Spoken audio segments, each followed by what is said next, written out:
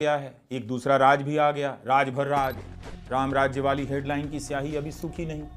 राजभर जी ने कह दिया राज भर आ गया है, मंत्री बन गया है। राजभर जी ने राम राज्य का सिस्टम पलट दिया, कह दिया फोन की ज़रूरत नहीं, पैरवी की ज़रूरत नहीं, कोई चिट्ठी नहीं, 25 रुपए का पीला गमछा खरीदो, गले में डालो, चले जाओ थाने में। किसी थाने पर जाओ, मैं कहता हूं किसी थाने पर जाओ और वहां जाने के बाद थोड़ी सी दिक्कत है, उस थाने पर जाओ, सफेद गमछा मत लगाओ, सफेद गमछा नहीं, एक पीला गमछा लगा लो, 20-25 रुपए का बाजार में मिलेगा। इस गमछे को लगा के जाओ थाने पर। जब आप थाने पर जाओगे तो तेरी शकल में ओम प्रकाश राजभर दरोगा जी को नजर आएंगे। यह है पावर। एसपी को भी पावर नहीं है, डीएम को भी पावर नहीं है। आज जिस मुकाम पे हम खड़े हैं, डीजी को भी पावर नहीं है कि वो हमसे पूछे कि आपने भेजा है कि नहीं भेजा है। यूपी वाले कहाँ भगवा लहराने चले थे, राजभर जी ने पीला गमछा लहरा दिया।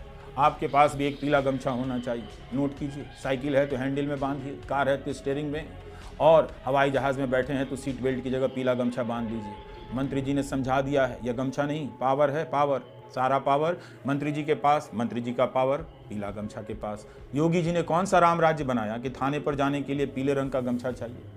पता चला दरोगा जी पहले से ही पीला गमछा पहन कर बैठे हैं। आओ भाई, हमको भी कुर्सी पर मंत्री जी बैठाएं। विश्वगुरु अपना भारत बन गया है, बस गमछा रह गया है। पीला गमछा मिल जाए तो भाई यूएन में चले जाना सीधे, यूनाइटेड नेशन, व्हाइट हाउस भी चले जाना, बस पुतिन जी के यहाँ मत चले जाना।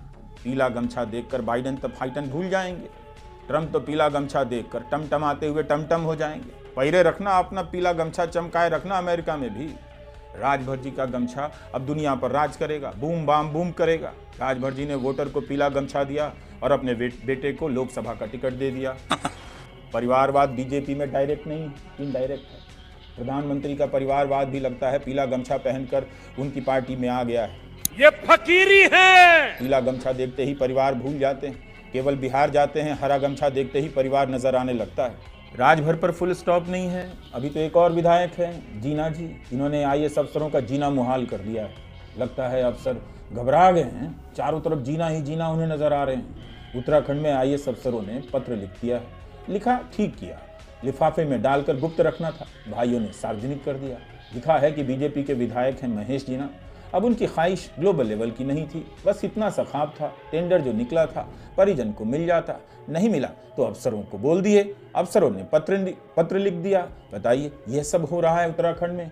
राम राज्य आए किसी को दिक्कत नहीं है, मगर टेंडर अपनी फैमिली में ना आए तो मुश्किल होगा। क्या फायदा राम राज्य का? तुम किसी गैर को चाहोगी तो मुश्किल होगी। समझिए आप, आईएएस अफसरों ने पत्र क्यों लिखा? क्या उनके काम में कोई और हस्तक्षेप नहीं करता है? जीना जी ही करते हैं। एक पत्रकार को अरेस्ट कर लिया, आशुतोष नेगी को, उनकी गिरफ्तारी में किसका हस्तक्षेप रहा होगा? लिखिए, पत्र लिखिए, भेजिए हमारे पास, हम पढ़ देंगे, हम छाप देंगे। यही यूपी में एक और परीक्षा स्थगित है और दिल्ली में प्रमोशन के लिए केंद्र सरकार के कर्मचारी प्रदर्शन कर रहे हैं। जहां नौकरी नहीं मिल रही उस देश में प्रमोशन की लड़ाई हो रही है। महत्वाकांक्षा इसी को कहते हैं, पीएम साहब इसी को कहते हैं। इंडिया अब छोटा नहीं सोचता, बड़ा सोचता है। तो अब बस इतना रहने दीजिए, आपको और क्या क्या बताएं। इंडिया का हाल ठीक है, लोग दुबई में प्लॉट खरीद रहे हैं, उधर पैसा भी लगा रहे हैं, सोना महंगा हो ही गया है, बाकी दाल कौन पूछता है। 400 सीट भी आ गई है, कोई आना बाकी रह गया है तो उन विधायकों का रह गया है जो अभी तक बीजेपी में नहीं आए। इसके अलावा सड़कें ठीक हैं, स्कूल बस भी टाइम से आ रही है, व्हाट्सएप ग्रुप में अंकिल जी का मैसेज टाइम से आ रहा है। इतने टाइम से तो रेलगाड़ी नहीं आती है।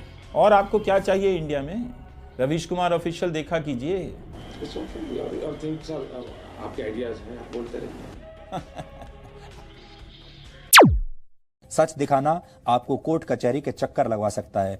Anyway is the best way. छोड़िए इन सब बातों। मैं ऐसा कुछ नहीं कहूंगा, मैं कहूंगा आपसे खतरनाक इस देश के लिए कोई हो नहीं सकता।